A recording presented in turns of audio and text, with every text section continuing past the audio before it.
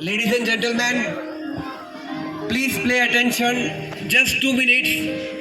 હું યોગેશભાઈ ગ્રુપેરા સાહેબનો 30 વર્ષ જૂનો સ્ટુડન્ટ છું અને યોગેશભાઈ સાહેબ માટે ફક્ત 2 શબ્દ મારે કહેવા છે. 95-96ની મારી બેચ, જેમાં સાહેબ મને મેથ્સ અને સાયન્સ ભણાવતા હતા. એ મેથ્સ અને સાયન્સ સાહેબે એવું ભણાવ્યું કે એના અમુક ટોપિક હજી આજે બી યાદ છે. જેમ કે અમે બ્રહ્માંડ ભણતા હતા, સુપરનોવા ધડાકા ભણતા હતા કે ગેલેક્સી ભણતા હતા. અને એ સાહેબ ભણાવે ને તો એમ થાય કે મંગળવારનો લેક્ચર હોય અને મંગળવાર આવે તો એમ થાય કે વાહ, આજે યોગેશજી સાહેબનો લેક્ચર છે, બહુ મજા આવશે. અને જે ટોપિક સાહેબે નથી ભણાયા, જેમ કે ભૂમિતિ, તો એ ભૂમિતિ મને આજ સુધી નથી આવડ્યું, કારણ કે સાહેબે ભણાવ્યું જ નથી અમને. એ બીજા સાહેબ ભણાવતા હતા. અમારી બહુ ઈચ્છા હોય પણ તોય બી સાહેબને એ અમુક લેક્ચર્સ આપ્યા હોય એટલે સાહેબ એ જ ભણાવે. તો મેથ્સમાં 2 ભાગ પાડ્યા હતા, જેમાં જે સાહેબ ભણાવે એ ક્યારેય ના ભૂલાય અને જે સાહેબ ના ભણાવે એ ક્યારેય ના આવડે. કારણ કે એ વખતે ભૂમિતિમાં એવું આવતું કે રેખા, કિરણ ને બિંદુ. એટલે મેં કીધું આ રેખા, કિરણ ને બિંદુ તો બોલિવૂડમાં આવે, બાકી મેથ્સમાં તો ક્યાંથી ખબર પડે. પણ એટલા સરળ સ્વભાવથી સાહેબ ભણાવતા, અને જો એમણે ભૂમિતિ ભણાવ્યું હોત ને તો હું આજે રેખા, કિરણ ને બિંદુને સારી રીતે ઓળખતો હોત અને ભૂલી બી ના શક્યો હોત. પણ એટલા સરળ સ્વભાવ છે કે આજે 30 વર્ષ થઈ ગયા, મારે ને યોગેશભાઈ સાહેબને કોઈ સંબંધ નથી.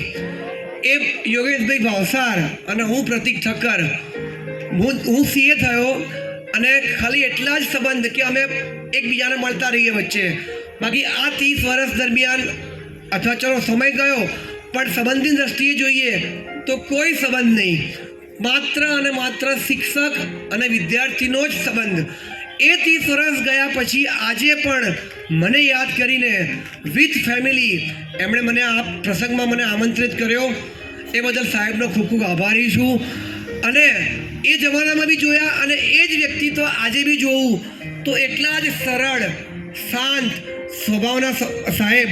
અને આજે બી એમણે જ્યારે ગીત ગાયું 2 સેકન્ડ માટે, 2 મિનિટ માટે, અમિતા ભાભી માટે, એ જમાનામાં બી અમે જ્યારે સ્ટુડન્ટ્સ જ્યારે થોડું જીદ કરીએ ને કે સાહેબ એ ગીત અમારા માટે ગીત ગાઓ ને, તો બિના સંકોચે બધા સ્ટુડન્ટની વચ્ચે એક સરસ ગીત ગાઈ લે. 2 કે 3 મહિનાના અંતરે, દર અઠવાડિયે નહીં, કારણ કે સ્ટુડન્ટ્સને ભણવામાં ડિસ્ટર્બ થાય ઓબ્વિયસલી.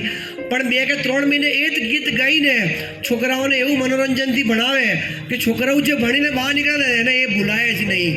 એવા જ સરળ સ્વભાવ આજે બી એમનો છે. અને થોડી વાત જો કૃતની કરું તો એમનો દીકરો આજના જમાનામાં આટલો શાંત, સરળ અને નિખાલસ છોકરો આજના જમાનામાં જો ના મળે, કે આજના ફેશનના અને આજના જમાનાના મોડર્ન યુગમાં આટલો સરળ અને શાંત સ્વભાવનો છોકરો ના મળે, એ ફક્ત અને ફક્ત સાહેબના સંસ્કાર જ છે.